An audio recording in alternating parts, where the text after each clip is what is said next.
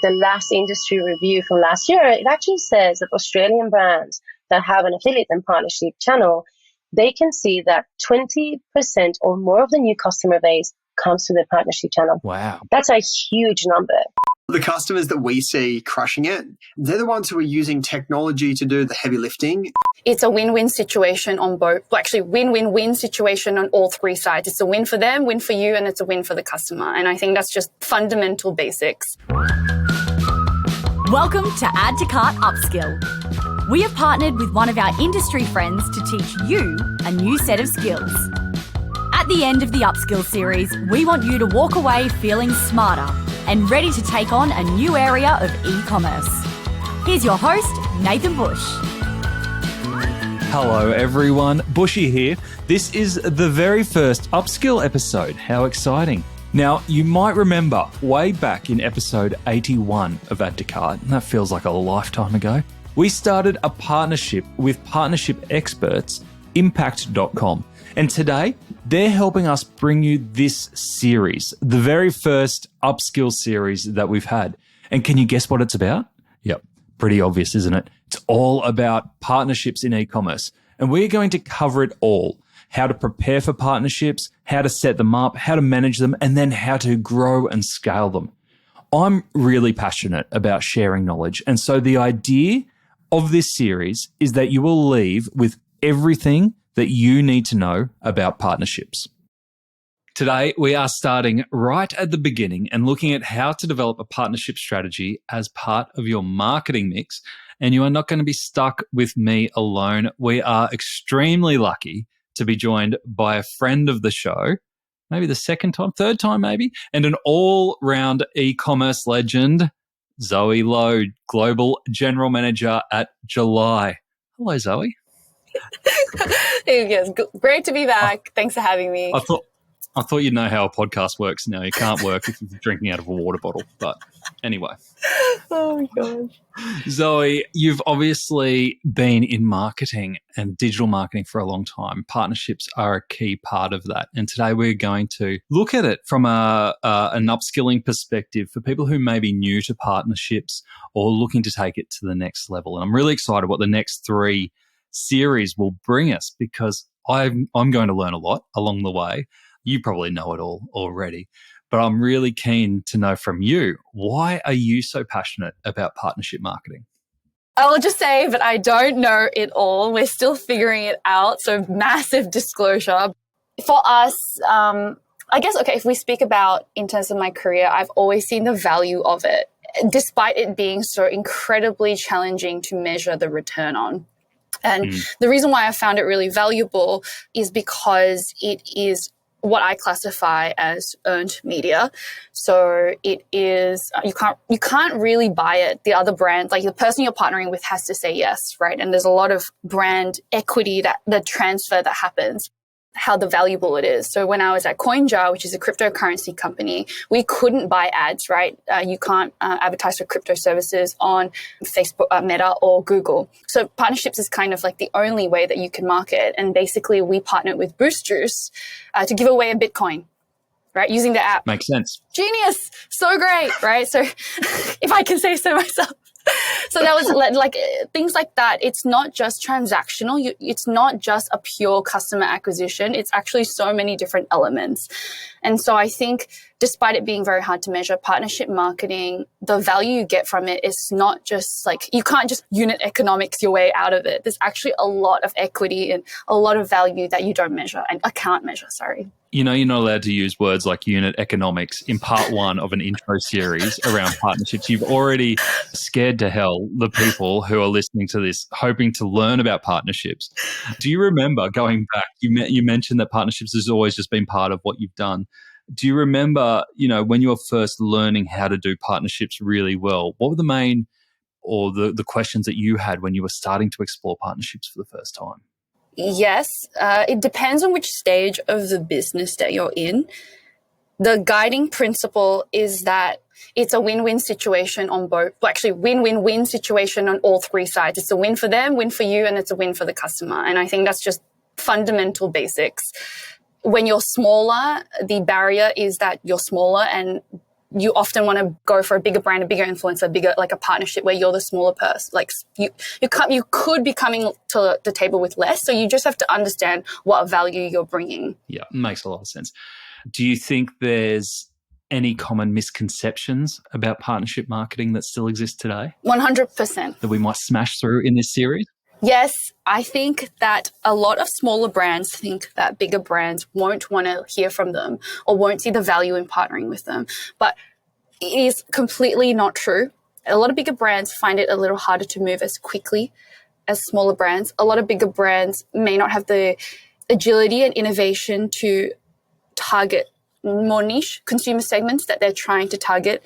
And by leaning on partnerships with smaller brands, they can do that. So you offer a lot more than you think.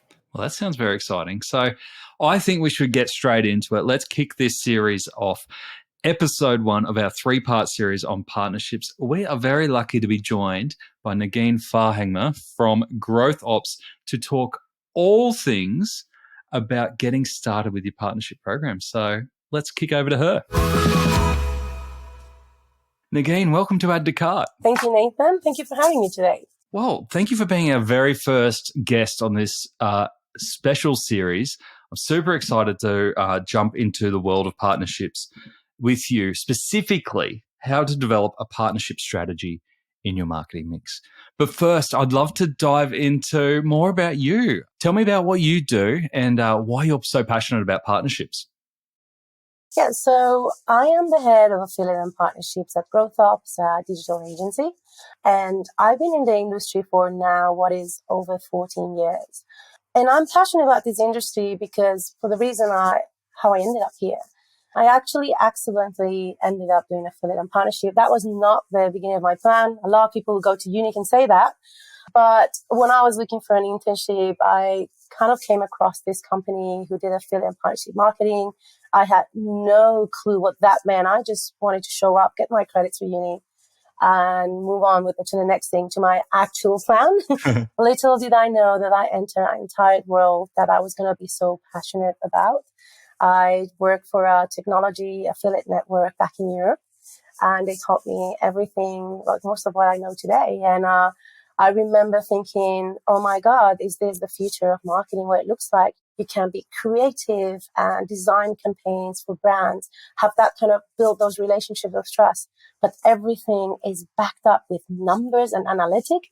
Like, it blew my mind.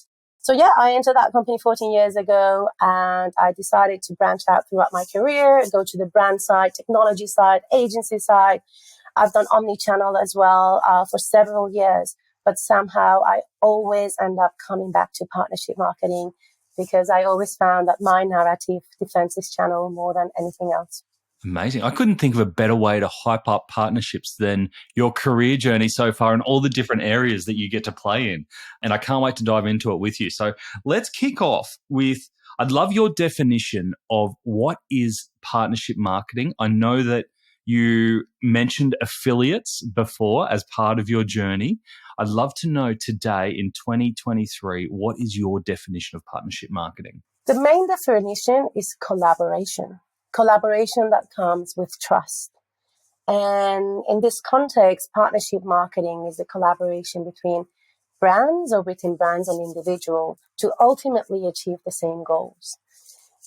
So whenever we talk about today's definition, you are talking about basically relationships between brands with transparency, with communication and engagement backed up through that kind of collaboration. Amazing. It sounds like this beautiful world to dive into where everyone gets along and it's all lovey and everyone like mutual wins everywhere. Is it always that way? Of course it is. That's why we're here for. Why would it be 14 years in this industry? I didn't join a job to pick a fight. All right. And how have you seen it change? You mentioned that you've had 14 years in the partnership industry. Are you seeing that it is more prevalent and easier to sell in as part of the overall marketing mix? Well, interesting question. I've been several years in the industry, but I've also been in several markets. So in each market I've worked in, the partnership marketing or affiliate marketing was sitting in a different era, like stage of its growth. So I have worked in really mature markets, like the UK can be considered when it comes to this industry. And the norm generally was like affiliate marketing, it is part of the mix. There's a incredible amount of investment put into it, resources, and a thought process about how the strategy is going to look like. Not all the time, but it is kind of known for having brands that use partnership channel and affiliate channel as a huge part of the strategy of growth. But I also work in markets in Southeast Asia and also in Australia, where affiliate and partnership marketing are still in the growing period. They are entering that golden era, which they recently did thanks to, the result of all jumping into online during the pandemic. So, Nagin, the benefits and challenges of partnerships versus other types of marketing channels. I'd love to dive into this because a lot of our listeners will no doubt have a marketing plan in front of them. Partnerships may or may not be on there. What are the differences between this channel versus other channels in terms of the benefits and the challenges?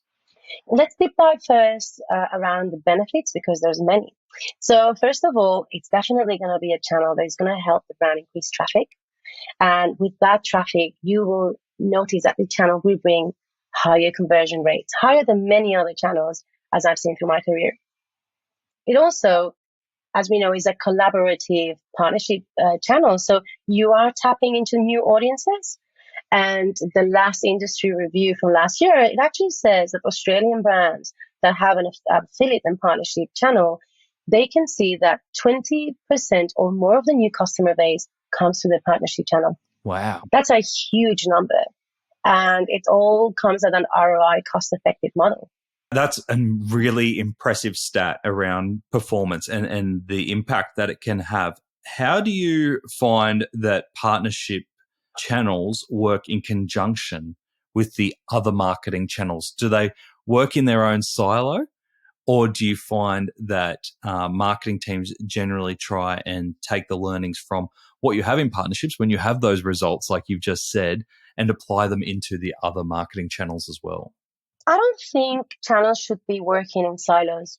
At the end of the day, those channels are servicing the goal of a brand and the multiple goals of a brand.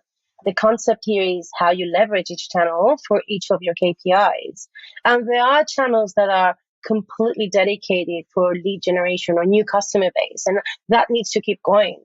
I just think that partnership marketing, it gives you not only high conversion rates that are low cost, but on top of that, there's an add-on benefit, which is seeing new customer base coming into your brand and database in a way that you didn't anticipate before. But now we know the stats are there. We know it's happening. So it's just leveraging the channel on top of the other ones that you're using. One shouldn't be canceling the other one. You're just adding on. As long as you are monitoring the channels, as long as you can control the budgets and you can see if it's meeting your KPIs, I think it's absolutely fine. There's a data point that I consider really interesting in the partnership channel, and it's how many brands are now dedicating exclusive offers only to affiliates. That stat just 3 years ago used to be around 58%. So 58% of brands would say dedicated exclusive offers that only the partner channel will have, and you will not find it in their website, you will not find it in social media and anywhere else. Now, in 2022, just last year, that number became 72%. Wow. I think that really shows the value that it comes when you dedicate something just specific to this channel, such as an exclusive offer that can only be found through one channel. And that's a way of measuring and comparing with other channels. Rotate that exclusive offer between the other channels and see what metrics you get from each. Love it. And on the other side of that, have you seen anything with your clients around the incrementality of, adding partnerships into the mix and the uplift or the impact that having that awareness in other channels can give to their more traditional marketing channels? Absolutely. So when you get involved in partnership marketing, you are exercising a branding of awareness as well. So it definitely has an impact, direct impact. So where, for example, there's a partnership between Qantas Airlines and Airbnb, both very powerful on their own. But when you see them together, what is that saying about the brand? What is that saying about trust? And what is that saying about your strength in collaborating? For me, that's already meeting, checking boxes in all so many other channels. So in your day-to-day, are you working across a range of different brands with a different challenge that you use partnerships to address? Absolutely. That's my favorite part of the job. And that probably explains why I am right now in an agency. So I work with over 70 brands at the moment, and they're all sit in different verticals. So we work with technology, we work with fashion retail, we work with beauty and cosmetics, financial services, insurance, completely different verticals across the market. And what are the main goals or challenges that those brands are trying to solve with partnerships that might be slightly different to other marketing channels? Well, I cannot answer that question without saying the obvious first. Obviously, revenue growth is always going to be the main priority, but they do share that with other channels as well. But one of the things that distinguishes this channel and the reason why brands want to start looking into it, it's working in a channel that operates completely differently. You are collaborating with other brands. You are being more creative in your digital approach. And it helps really to tap into new audiences and create alliances that helps towards your reputation. It helps toward creating customer base. And my favorite one, it just creates an added service to your offering, because the moment that you are collaborating with another brand and you're creating a partnership, you are adding on to the customer's experience by matching them with other brands at the same time. Great. And are there any particular parts in the customer journey that you find that you use partnerships to address more than others? So if we're talking about top of the funnel, like acquisition, all the way through to the bottom, like conversion and retention, do partnerships seem to fit at any stage of the journey, or do they go across the whole remit? If you had to pinpoint what is the most known for KPI, I would always say conversion. Affiliate and partnership marketing channel definitely works incredibly well towards driving higher conversions at an effective ROI. Effective and really positive, actually. Yeah, okay. And we're going to get more into the measurement later, and especially in episode 2. I was keen to understand that when you are first talking to your clients, and I can imagine you're talking to a bunch of clients every day about who are considering taking on partnerships as part of their marketing mix, what goes through your head in terms of, yes, this client would be great for partnerships versus, I don't think this client's ready quite yet for it? Well, I always start the conversation with what are your marketing goals, right? You need to understand the brand's goals, objectives, but also what are the challenges. This is my favorite part of the conversation. Talk to me about the restrictions. What is stopping you from achieving certain things? What are the challenges? Where do you sit also with your competitors? How do you feel that that's affecting your business at the moment? I like to get into the hard questions and the hard conversations, because that's where you're going to find the way to benefit from partnership marketing. I always tell my clients that if you want to set yourself apart from your clients, from your competitors, partnership marketing is your place. If you're already strong as a brand, but you want to explore other ways of growth and thrive from it, partnership marketing is it. It's the channel for you. I always see partnership marketing as the above and beyond channel, because in the day-to-day, there's the traditional channels, you know what they're for, and they're very effective. Don't take me wrong. You know how to use paid media and social media and other digital channels in the way that they need to be used to. But partnership marketing just opens a new door to becoming creative, to test and in an environment. And I would say one of the few, or if not the only environment where you can have is a low risk and high gain environment. Yeah. So I would always open that questions like, what are your challenges? Is it brand awareness? If it's sticking out compared to your competitors, is it conversion? You find people going into your website, they have the customer journey, looks really healthy, but then conversion is not happening. Let's jump into this channel and test ways in changing that.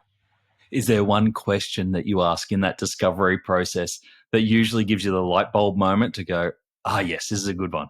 The main question when people come to us is, how can I grow more and spend less? Right? Everybody wants that. How can I grow revenue by spending less? When you use those two concepts, if partnership marketing is not the answer, I don't know what is. And good thing it's called the business growth ops, because then that makes sense, right? That's Of exactly course. what you're Very well thought out name. It's subliminal messaging there. Not that subliminal, really. But it also sets high expectations. If we don't deliver, we're not honoring the name. So we always make sure we do that. So a lot of brands, they want to strengthen their positioning in the industry. They want to grow revenue. And most importantly, they want to acquire new customers. This is a huge one, especially in Australia. I think I had more of that conversation in this market than in any other. Yeah. And when you bring those three challenges into play, but then you say, I don't want to go into negative ROI. We cannot afford right now losing that budget whenever there's times that other brands were willing to do that, go into that, into a losing game just to gain other KPIs. But we are at the time that challenging economical times are now happening. And that challenge is the one that most of our clients are talking about. We need to reduce marketing budget. So where should we be investing that? So this is where I actually love that, because light bulb moment. Well, let me tell you about the benefits of partnership marketing and how it can cater those needs and also remove those fears and help towards those challenges. Yeah, great. Are there any red flags that you look out for when you're talking to new clients that you go, I don't think you're ready for partnerships yet? Well, you know me very well, Nathan, because that's a huge part of my conversation. I consider myself quite blunt when it comes to that conversation. I like to say that I work for the industry more than anything else, because I don't want to onboard a brand or a client into the industry if they're not ready. I think it's the long-term game, helping a brand understand and manage their expectations rather than, create a disappointment just for the sake of a new business. So, yes, there are red flags, and I like to have the conversation because of that. The first of all is, okay, how new is your brand? And you can be a very new brand, but then be very confident that the strengthening and branding around it is going to be strong enough to sustain affiliates. But normally, this is very generally speaking, and obviously there's going to be exceptions to this rule. Normally, for brands, I do ask them to first strengthen the branding, to work around that, their brand, what they represent, what are their objectives. Because as we said in the beginning of this podcast, at the end of the day, partnership marketing is collaboration. You want to be collaborating with a brand that also feels as confident in working with you as you will be working with them. So that's a very important part of the strategy. And when you say get your brand right first before opening up to partners, what do you mean by that? Well, brand recognition is one. And also, you have to jump into the stats. How much traffic are you driving to your website? Is it enough to sustain a partnership marketing channel at this point? Because if the traffic is not enough to your website, it means that there's other homework you need to do. Yep. It means that you have to focus in other sides of your business before you onboard partnership marketing. There's a right time for every channel, and partnership marketing is not really in the beginning. You first get your house in order, and when you're ready, you jump into this wild, amazing world that partnership marketing is. Now, there are exceptions to this rule. I've seen brands taking on all channels amazingly, but because they had a robust strategy, they knew exactly what they wanted, and they tackled all the channels at the same time. No limits to budgets, no fear in terms of what's going to happen if something fails. They just put everything in every channel, they committed long term, and they made something from it. But that requires a certain kind of mentality that you don't find often in businesses. So if someone comes up with that mentality, I'm like, oh, for it. How can I help? Let me help you to create this strategy. But normally, I want to help brands to be more cautious. We don't want to, managing expectations is very important. So I turned down brands and I said, listen, right now is not the right time for you, but let's catch up again in 6 months. Okay. Let's touch base again next year or next summer or next winter. And I always commit to that. I put a note in my calendar, reach out, and we always try again. Because there will be a right time in the future. So tell me, if you mentioned competitors there before, because we might have brands listening to this and going, oh, have I got enough traffic? Am I big enough? I wonder what my competitors are doing. Is there a way to see if competitors have partnership programs or channels set up? Yes, this is where stalking skills come into play. I think stalking is not only something you do in your personal life, it's something you do in the professional one as well. So yes, there is a way, and I think competitor analysis is fundamental when you're considering building a strategy. You will first have to find out, are your competitors running an affiliate or partnership program? So first of all, you go the straightforward way, which is like you go into the website of the brand, and sometimes in the footer you can find if join us as a partner, become an affiliate. So easy way of finding out. But another way is through affiliate networks out there or agency websites, you will be able to see if they're offering affiliate or partnership programs for certain brands. And then if you want to get a bit more granular and just deep dive into the secret world of what's happening behind the screen, there are tools out there that are traffic analytic tools. They're probably paid for. We use them. And when you use traffic analytic tools, you will see websites are referring traffic to what brand. This is perfect for benchmarking, for analytics, for competitor analysis. And also it helps you paint a picture of what the vertical is looking like. Is it really necessary to do affiliate marketing or partnership collaboration right now? Or should we leave it for later? Or any other question you may have through stalking, you can also find it. Yeah. Do you have any favorite go-to stalking tools? Well, we use a few in our agency. So we do use like SimilarWeb and SEMrush. Both are very efficient for traffic analytics. In our agency, we also have other offerings like paid media. So also we share those tools with other departments.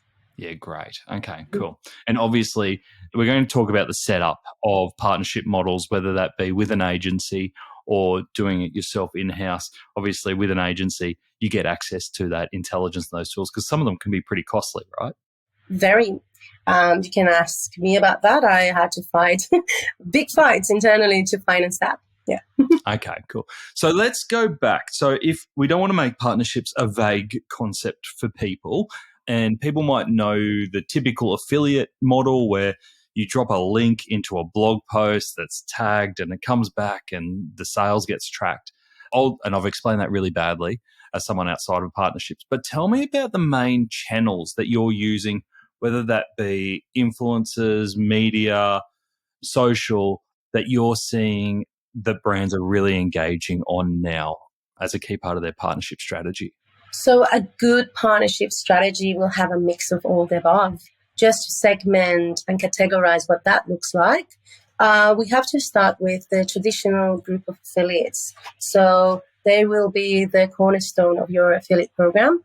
And normally that's based on cashback websites, loyalty, coupon, sub-networks, and the traditional partners. They've been in the game from the beginning. They know exactly how to cater brands' needs and how to effectively bring the results. And most notoriously, they're known because of their large, incredible data and engaged databases. So definitely, those are going to be your first allies and your first players in the program. What are some common examples that you come across in that space? So in Australia, there are several players that we all know about. So that's definitely going to be the cashback websites like Shopback and Cash Rewards. We also have Cheddar in this space who recently launched as well. Loyalty, we've got Qantas, Frequent Flyer, Velocity, and there's always new emerging websites who want to be players. In terms of coupons, we also have Global Savings Group, which are fantastic and they really know the bread. They really know what they're doing. So we are talking about companies and websites where affiliate marketing is truly the bread and butter. Gotcha. So you're going to come out of that conversation quite quickly with a very thorough strategy already. Okay, cool. That's really great to set the scene there. So what are the other channels that you're seeing come through? Yeah, so affiliate marketing has been there for a long time and it evolves like any other industry does. And with the evolution of the industry, from also the offering out there in the world, we have new groups emerging like what we call the growth partners. They are the new players who join the game a bit later, but they are adapting very fast. And you can find the influencers, you can find content and blog creators. So they offer an incredible value to the industry, because when you talk about content and bloggers and influencers, they're notoriously known because they reach to engage customers who trust the source. So here that's why we call them the growth partners. You know that you are tapping into a partner side that they know who they're talking to. So the campaign is going to be in good hands as well. And is that reaching out on a one-to-one basis, or do most have agents or managers or centralized points that you work with to reach multiple people? Good question. There's a bit of each. So the main approach in affiliate marketing is working through sub-networks. Sub-networks provide the access, so they will manage the influencer database, and you just deal with the sub-network in itself or the media group that you're dealing with in that moment. So normally you do have like one platform, one brand, one partner brand that you have the relationship with, and then they will segment and manage the relationship with their list of content creators and influencers that they work with. So that's the most generic and also very effective way of working and best use of the time for everyone involved. But also there is one-to-one cases, and that's something that in our work we do a lot. I work with a lot of beauty and cosmetic and fashion brands. So we do reach out to influencers. We tell them what we need from them, and we introduce them to the affiliate and partnership world as a new way for them to generate revenue, different from what their traditional style. Yeah, great. So I can go both ways. I love that. So you mentioned traditional partners and growth affiliates, and you mentioned there was a third group. What's that group? There is another group which are emerging models with more innovative solutions coming ahead with all the creativeness that this industry requires. New models are also coming up, like B2B partnerships or technology partners who offer technology solutions, but they want to leverage the partnership channel to test something, to test the channel and see how it works for them. Now, these kind of emerging partners is not the common day-to-day partners you go to, but it's more of an ad hoc basis, and it requires a lot of commitment and also a creative mindset and just a curious kind of approach. It is definitely one of my favorite sides of the business because it allows you to just go above and beyond and think outside the box. I was about to say, it sounds like you got a favorite there. Not really favorite. Uh-oh, Nathan, you are going to put me in charge. It's not favorite. This is really favorite for me is when you can do the combination of all the groups and to reach the end goals. There's not really favorite in a sense, this is my favorite vertical, this is my favorite group, this is my favorite partner. That really cannot exist because it's like a mother having to choose between all their kids. It's not really the way to go here. But what I do like about emerging models is just it comes outside the traditional way of working. It really puts you in a situation that you have to challenge yourself, your knowledge, and you have to really go and do research, investigate. So for me, in a personal level, it challenges me as a professional. And also you have to go into another convincing mindset when you want to get the brands involved. Personally, I just like the challenge there. But that's me. I'm a bit of a masochist maybe because I like that. But obviously when coming to working with all partners, I love them all. Yeah, fantastic. You've given a really brilliant overview of the different types of channels and ways partnerships work alongside all the other channels that we use in marketing. And you can start to see a little bit of crossover there, just with a slightly different approach. If we've got marketing managers or e-commerce managers thinking, okay, this is all sounding pretty good, what are the typical costs that you prepare your clients for when looking to set up a partnership program for the first time? Yeah, so there are several costs. So the first one is if you want a partnership marketing campaign and program, you definitely have to start considering technology first thing. If there's no technology, I don't think that's partnership marketing anymore. So is that to automate the process? Absolutely. It's for automating is the starting point when you look for technology. But technology is also to creating a centralized environment for all the stakeholders involved here, which are your partners, yourself, the brand, and you want a place where you can automate all the process, have a robust reporting in place where you can follow the performance, follow the campaign, most importantly, analyze the campaign that it's running. Without visibility in that, how can you really move forward? Also, a platform where you can have a seamless relationship with the partners, and then it can provide the communication tools, also the payment tools, and anything else needed, like a support system, operational environment as well. Great. So there are going to be costs to that. Technology is a requirement, but this is the digital environment as well. So that's going to be the first point of cost. It's going to be technology setup, license fees. Now, other costs that you have to consider is what are the resources that you're going to need to manage the affiliate program. This is not a channel that can go on autopilot. It's a channel that is based on relationships, interpersonal skills, and also knowledge and constant upskilling. So the first thing is like considering where do you want to get the resource from, and that's going to be either in-house. You can hire a person or a team depending on your needs, or you can also go through a specialized agency that specializes in affiliate marketing, or an affiliate network that they can offer you that service as well. So that's going to be the second side of the cost, which is going to be the resource management and strategy. And then the third one, and most importantly, the cost of working with the partners that you're working with. So what are you going to be paying for them? And you have to be ready and prepare the margins for that. Great. I want to come back to especially the second one around the team or the agency to actually make it work. But if we focus in on that cost to partners to pay, essentially the media cost, what are the common formats of the commercial models with partners? So there are several commercial models. The most general and traditional one is the cost per sale, also known cost per acquisition. And this is the model that you only pay the partner after the transaction has been made. So we consider this the most risk-free model because you obviously have the opportunity to calculate the margins and understand that for every sale, you can allow yourself to split the revenue with the partner and this amount. So obviously, this is the most traditional, the one that we feel we love and we can play with really in that sense. There are also other models because not always the needs are a transaction or a sale per se. So that's why partner marketing also adapts to other models like cost per click. So a lot of like stakeholders and partners out there, they do require to, because it's their environment and it's the way their business model works, cost per click is also an option. And depending on the brand's needs, lead generation as well. If you want to incentivize partners to acquire customers, sign up to a newsletter, or just like sign up to your loyalty program or brand, you can also create strategies around CPL, cost per lead.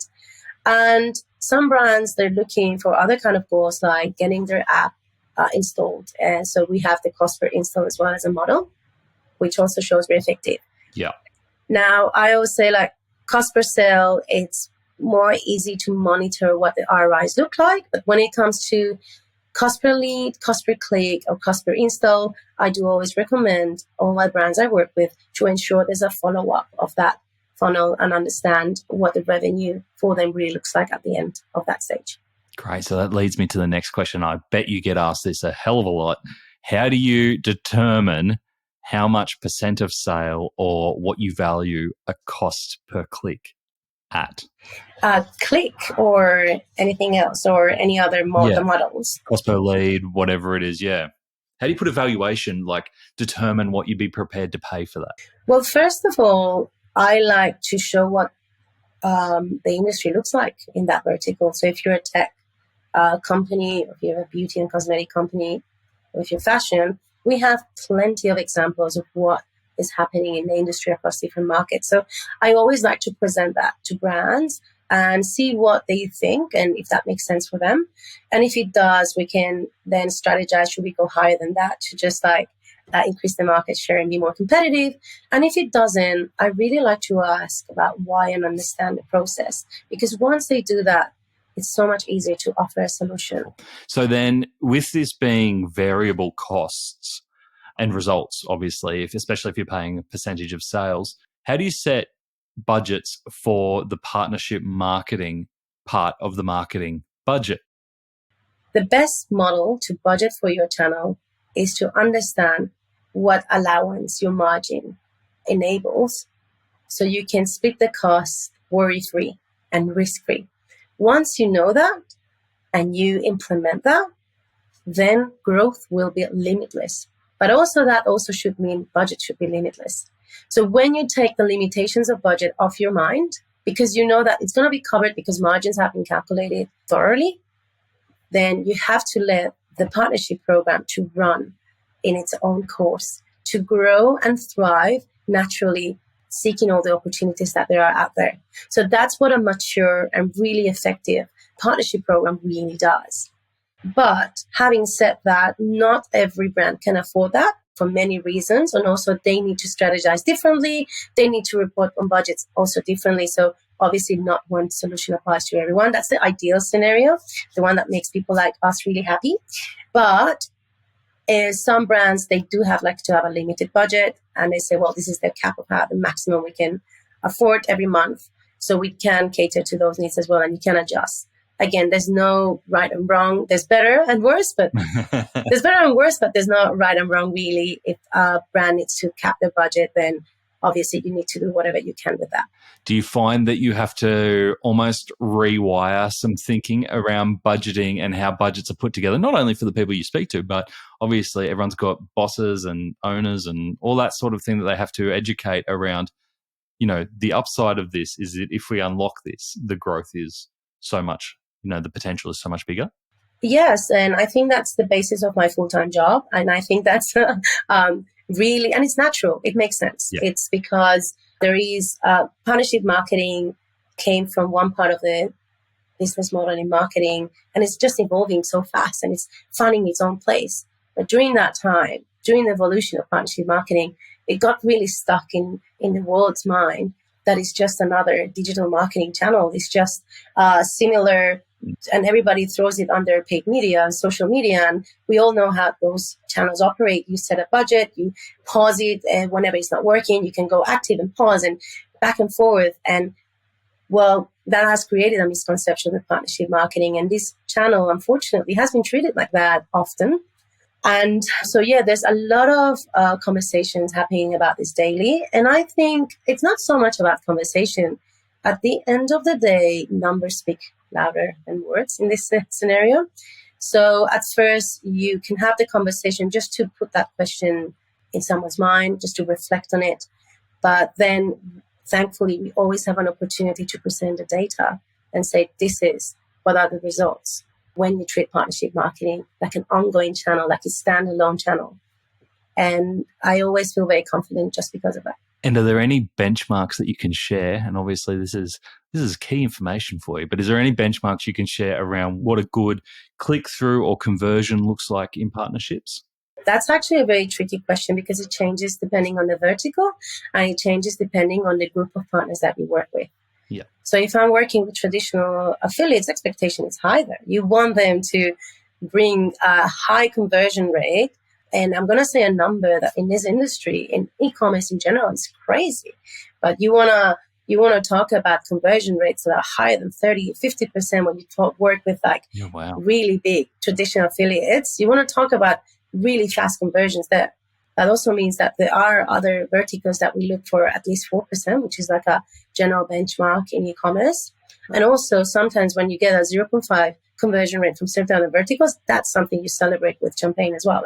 You cannot really say this is what good looks like, but you can say, hey, considering what the campaign looked like, how much you invested, what kind of coverage you decide to go for, and what kind of publisher you wanted to invest in, I was expecting more or less conversion rate. And part of our daily conversations are about that.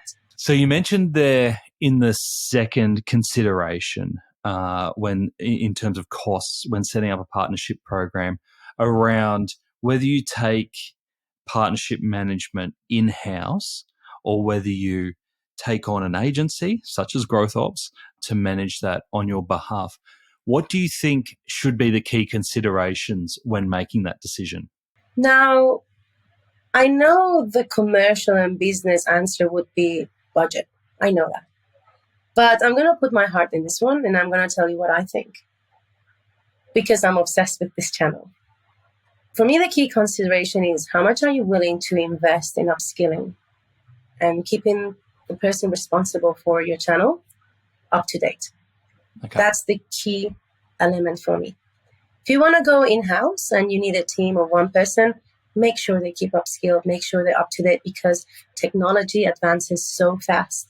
And this environment and this channel is also adapting so fast. Okay. If you go for an agency, they have an obligation to keep up to date, so you can get that reassurance. So make sure you keep them on their toes and they're doing their due diligence. Your account managers are hating you right now. Yeah, maybe, but it's gonna be no.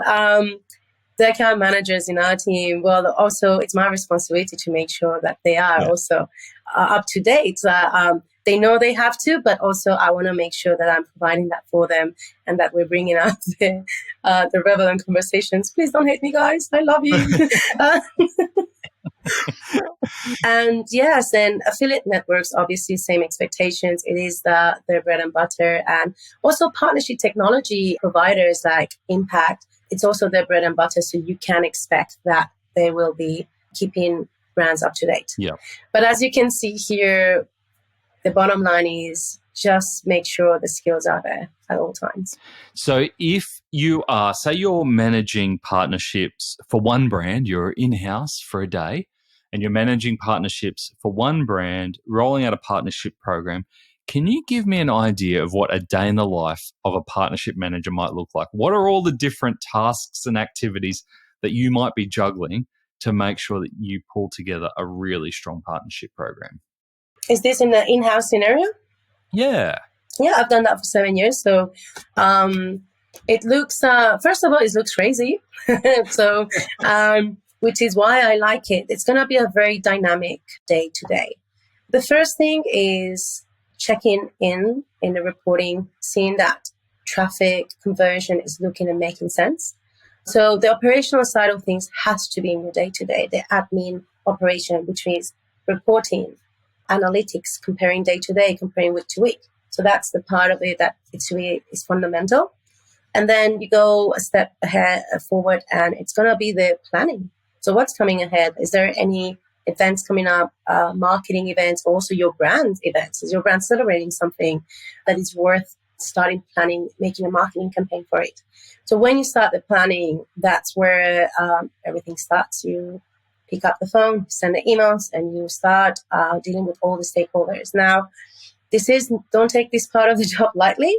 It accumulates. It's a lot of follow-up. So it requires a lot of organization skills, but also it requires a lot of negotiation skills and clear communication.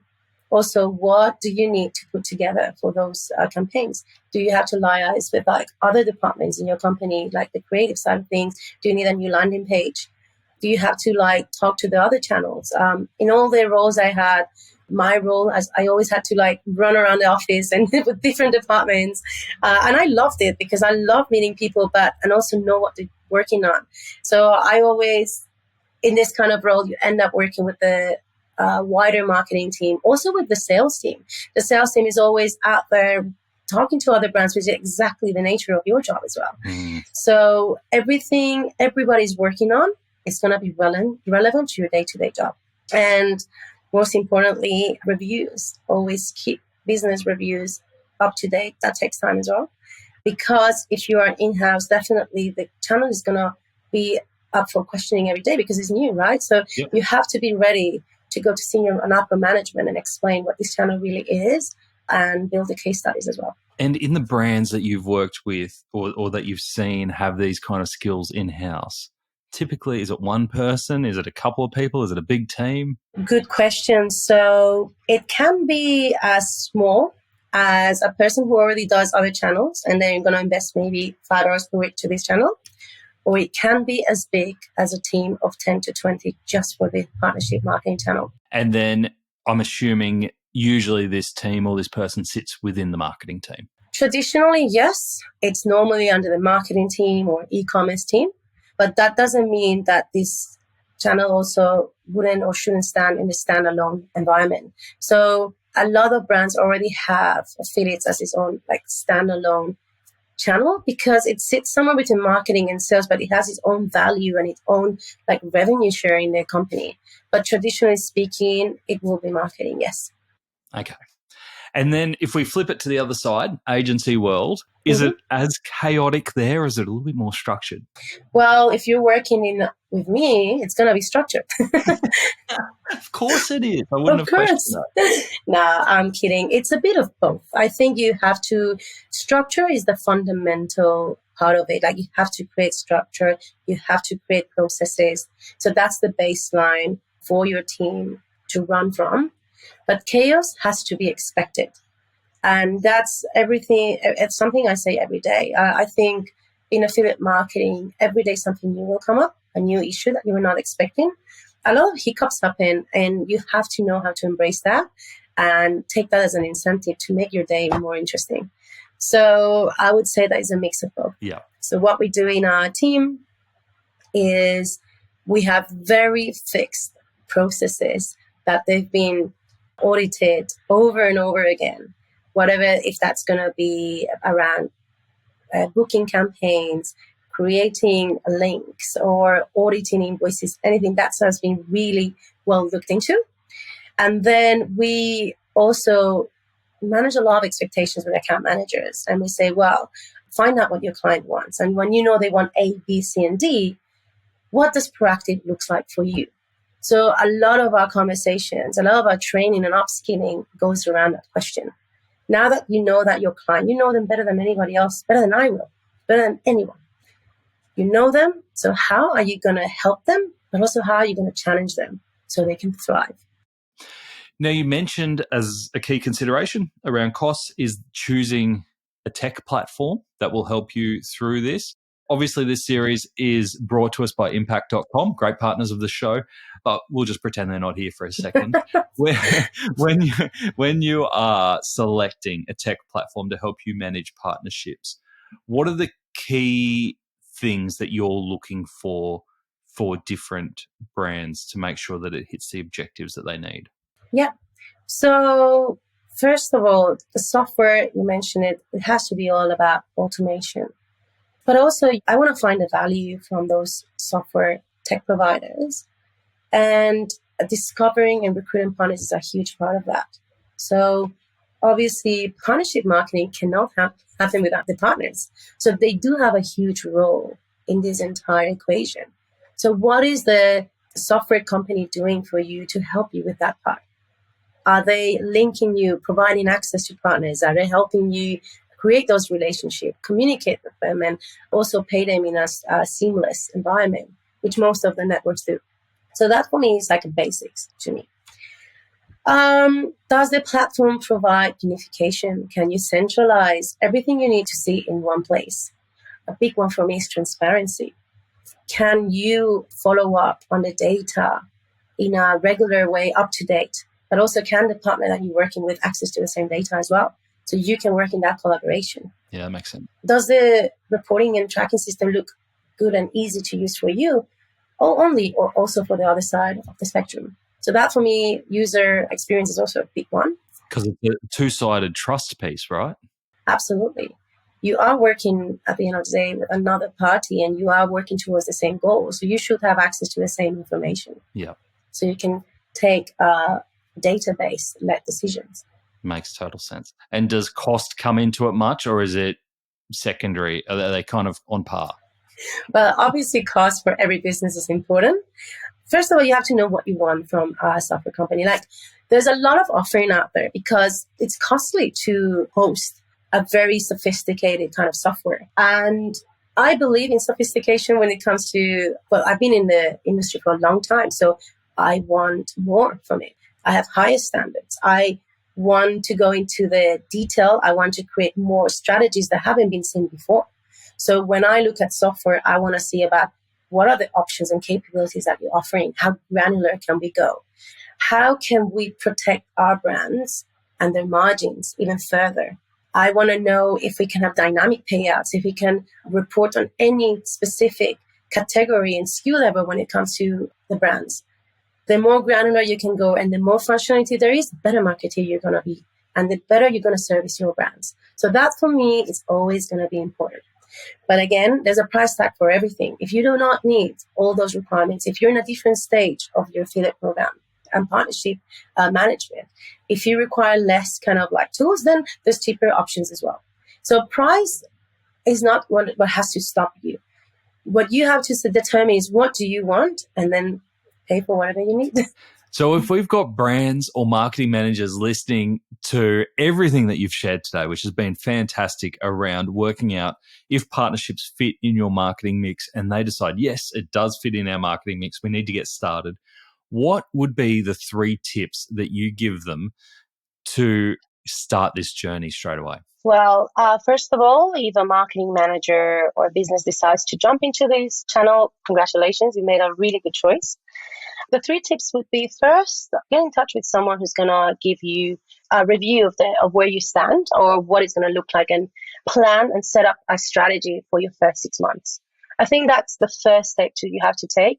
Until you cannot envision what the first 6 months look like, I don't think it's wise to just get going with it. So either talk to someone, get in touch with an agency or a consultant or someone in-house, but definitely try to get that planning first in place. Now, the second tip, and this is a hard one to follow because you want results immediately, but it's very important to allow time. Allow time because a partner channel needs to brew in its environment. It's not an immediate channel that will results just flowing from day one, not even from week one. You are working with other partners. They're also testing the field with you. So you have to allow enough time. Typically, we do say industry 6 months minimum to start seeing like a trend. But I would argue that 1 year should be at least what you should allow, just because you can see the trend lines across different seasonalities in the marketing calendar. And also for you to have enough time to test and fail, like test, see if it fails or if it succeeds, and then you can have several examples. Building case studies that are going to be good, and also case studies that are going to be about a failed case. If that doesn't happen, well, lucky you, but I do recommend that it should happen because you should learn about what is the alternative to those kind of cases. So the first one we said is going to be get a 6-month plan in place first for someone who knows about the industry, allow time, and we have discussed about this throughout our podcast, but allow budget, be flexible with budget, allow, especially if you're just starting, if you're still trying to get an understanding of where the value comes from, you have to be able to have the openness in allowing the budget to be invested in partner campaigns. Great. And enough time to see how they turn out. And if brands are looking for examples of other brands that are doing partnerships really well to hold up as a case study to go, hey, look what we could do, are there any brands that you hold to a high regard that you'd say, go check them out? Many. One of my favorite brands and how they do partnership marketing has to be Dell Technologies. They've been a client of ours for 10 years, so that can give you an understanding of how good they know this industry and how good they know this channel. They are so confident about it and they know it so well that they're definitely one of my favorites because of the mentality they have about it. Dell is a brand that will give you a brief of the requirements. We need these KPIs, we need these margins, this profit. And it's not going to be as simple as that. It's going to be very granular. We need this kind of KPIs for this kind of product. There's going to be a completely different story for the other kind of product. And they do that because they know how to leverage the channel. I enjoy working with that because they're presenting you a channel and you have to present a solution. And what Dell does best is being super open to any solution and to testing and to experimenting with new verticals. There's these new partner, there's this new technology coming up, there's this new kind of trend coming up. They're like, let's go all for it. That kind of attitude, that concept that they have about the channel is what makes them grow year on year exponentially. And it sounds like it's the summation of a lot of the themes that you've talked about today around making sure that you give it plenty of time, allowing the room and the budget for growth, and being open and having great relationships with the experts around you to make it happen. All the ingredients to a successful campaign. Nagin, thank you so much for joining us today. I really appreciate it and love diving into the world of partnerships and setting a strategy for your partnership for your brand. And I think you've enlightened a lot of our listeners as well. Well, I have you to thank, Nathan. It's been an honor to be here. It's incredible to be asked about this industry. Normally, I'm the one left out in the group of friends or in the family. No one really understands what I do. And I don't get asked these kind of questions every day. So I really enjoy it. As you can see, it is one of my biggest passions. Right. So thank you for giving me the platform and opportunity to talk about what I love most. Thanks, Nagin. I loved talking to such a passionate partnership pro like Nagin, and I hope our chat gave you the real world perspective on how to get started in this space. Now we're going to hear from our partner rep, Peter Bray, who you will know, Impact.com's APAC Sales Director. He's actually going to be joining us throughout the series to offer us some specifics on how the Impact.com tech can help with the concepts that we're exploring. Pete, welcome back, fan favourite of the show. Oh, that's a stretch, but I'm your biggest fan, Nate. That's the most important thing. Well, I'm your biggest fan, so we're in a safe space, okay? Happy to be here. Pete, we had a really great chat with Nagin there around how to develop your partnership strategy in the marketing mix. So step one for a lot of people who might be stepping into the partnership space. And she did mention Impact.com in there, which is great because, as we know, this series is brought to us by Impact.com, and you head up the sales team at Impact.com. So you're speaking with a lot of customers and potential customers around partnerships, especially in those early stages. What is the primary pain point or opportunity that you most commonly see or talk about that you think Impact.com can solve? It's an interesting one because the problem that we solve really depends on where the customer is in their partnership, their affiliate, or their performance marketing maturity, because it's not one size fits all, and really it shouldn't be. Now, if a brand has a really established affiliate program that they might be running through, say, an affiliate network, the Impact.com technology provides greater control, transparency, and access to data, and also the ability to automate and optimize their activity, which ultimately results in a more efficient channel. Now, that's both in terms of cost efficiency and also operational efficiencies. Then you might think, okay, what if you're a new brand coming onto the channel and thinking, how can it work? Well, then, the value we add there is the ability to accelerate and scale the partnership opportunity. But the idea of opportunity, when I think about that, what we offer is the ability for a brand to stand up and scale a profit-oriented growth channel. And really, who doesn't want that? I like that, profit-oriented growth channel.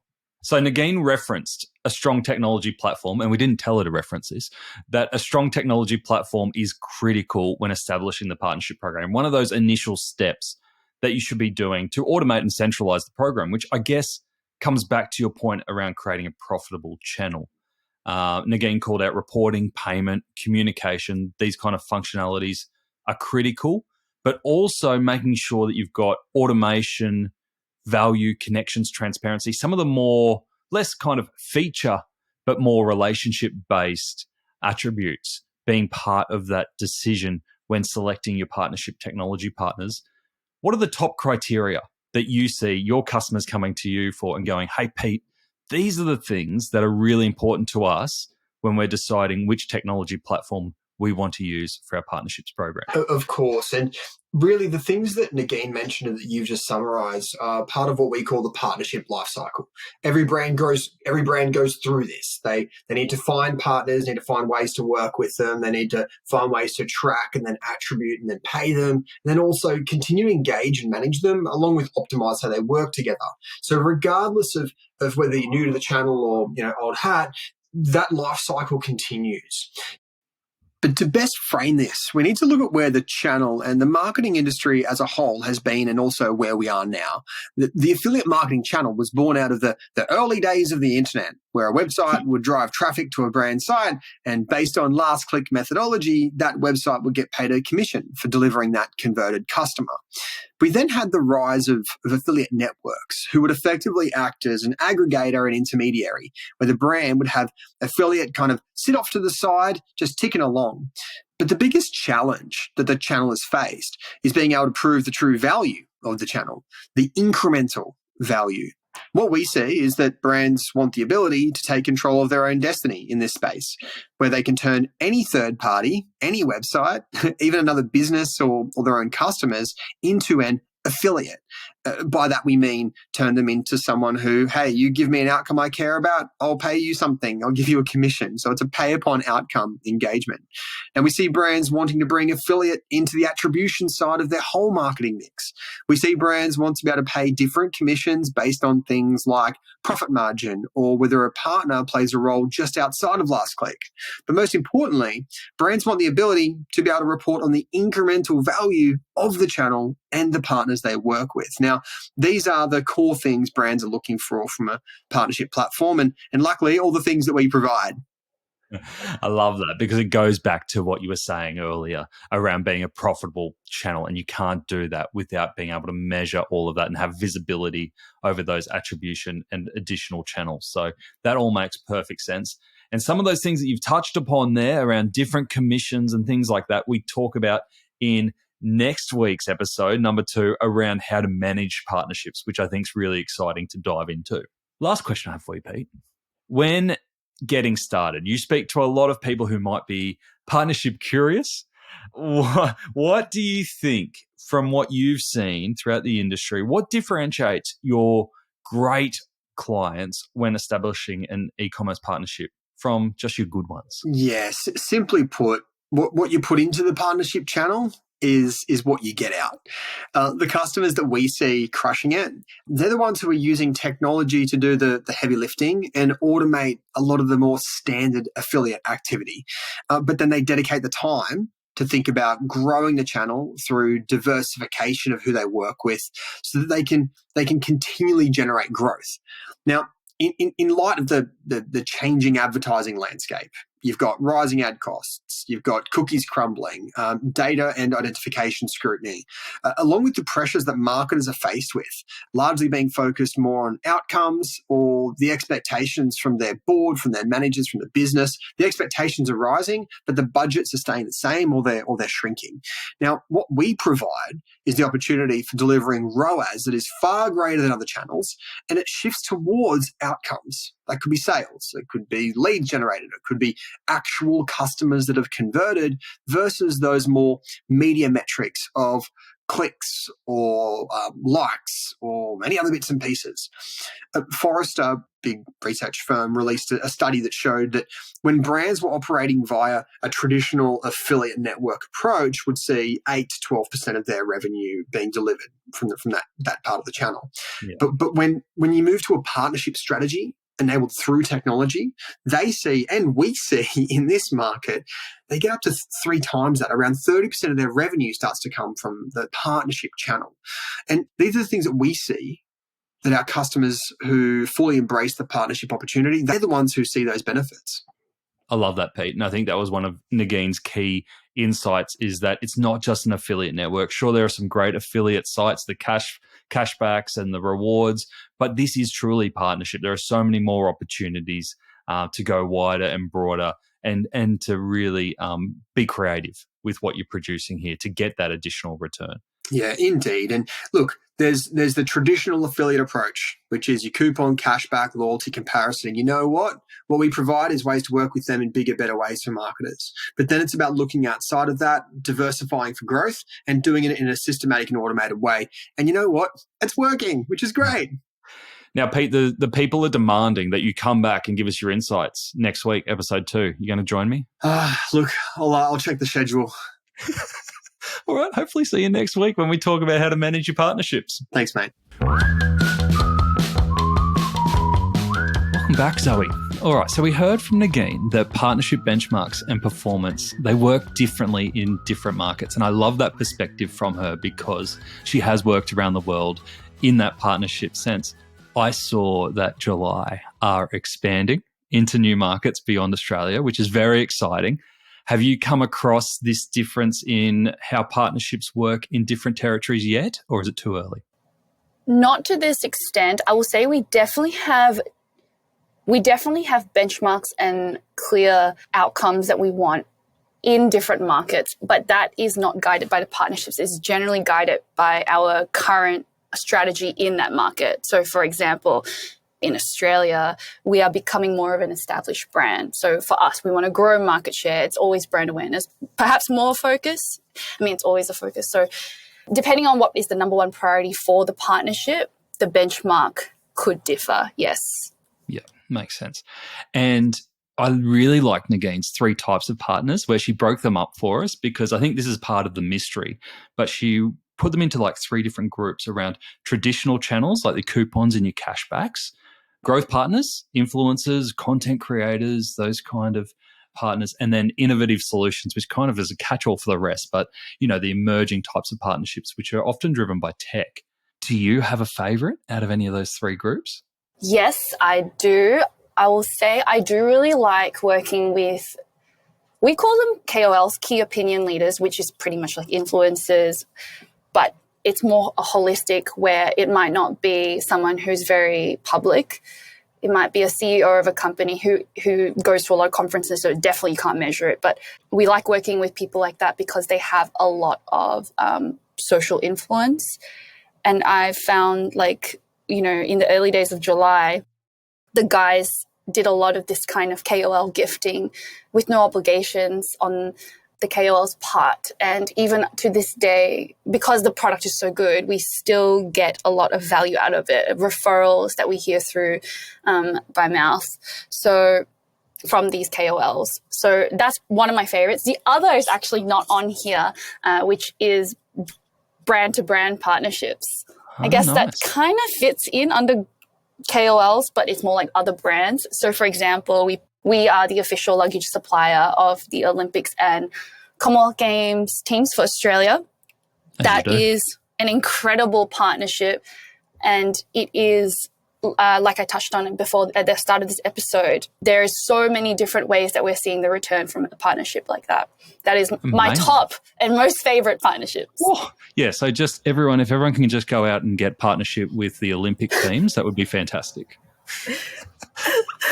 Actually, I've got a question for you. Am I a KOL because you gifted me an Add To Cart July bag? Am I a KOL? Yeah, 100%. Yes. You literally run an e-com podcast. And you speak to a lot of good e-com talent. I have sold so many July bags for you would not know. I hope you're tracking it, actually. All right, Zoe, that has been a great wrap-up for episode 1 around how to establish and understand the opportunity for partnerships in your marketing mix. Next week, we are diving into how to manage your partnership program. So once you know where partnerships fit in the mix and you've gone, yep, that's a good idea for us, what are the realities of managing that in the day-to-day? So that's going to be a great episode. Is there anything that you are looking forward to next week? No, I love it. Sounds like a lot of negotiation and win-win-win situations. Your eyes lit up a little bit there. Zoe, we'll see you next week. Thanks for having me. Now, the learning doesn't have to end here. For more learning resources and access to the Partnership Experience Academy, where you can get a free online partnerships accreditation, or just to have a chat with the Impact.com team, head on over to get.impact.com/Add To Cart series. We will make sure that link is in the show notes as well if you want to go check it out later.